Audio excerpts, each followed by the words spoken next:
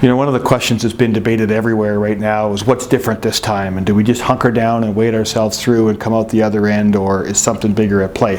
I think something bigger is at play, because I think we're moving from this period of scarcity to abundance in the hydrocarbon worlds, and structural changes are actually underway in the industry, and I really think you see that playing out in four ways that I see it. Number one, supply demand.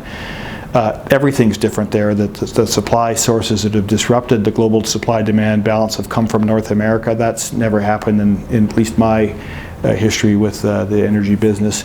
But at the same time along that, the Saudis decided, or OPEC decided, that they were no longer going to fulfill the role as a market balancer, and they weren't going to cede market share to high-cost producers. And so that has put the world in disarray. And I think that's different. Secondly, innovation.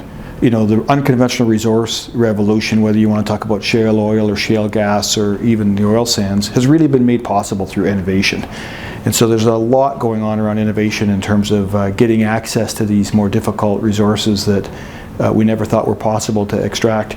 But it's also innovation around capital structures and innovation around business models that's actually changing everything. And frankly, today, with $45 oil or $50 oil, we're going to have to move our pace on innovation much faster to be able to create profitable business models. And so I think that's different, and I think that's going to have to become a core competency of companies to survive.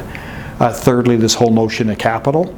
So where we are today, we're in a period where there's actually plentiful capital. The challenge is that it's also a very impatient capital, and that's going to force agendas of boards and CEOs and C-suites to make hard decisions, because the patience of capital, or the inpatient capital, doesn't actually match the long cycle that is required to make these unconventional resources work, or the long regulatory cycle. Which takes me to this fourth notion, is policy. And what's different today than ever before is that the influence of policymakers and on sort of the pace of resource development, and that gets played out in terms of pipeline developments, but it also gets played out in sort of the debate going on around whether there's going to be carbon taxes or levy.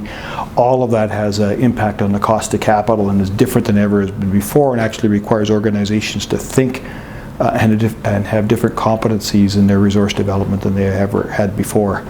When you put all of that together, we're in a period of extreme volatility, and extreme volatility makes decision making very, very difficult, and for sure out of volatility, winners and losers are going to emerge. And the trick for companies and executives and boards of directors is they're going to have to figure out, do they have what it's going to need, or what it's going to take to be a winner.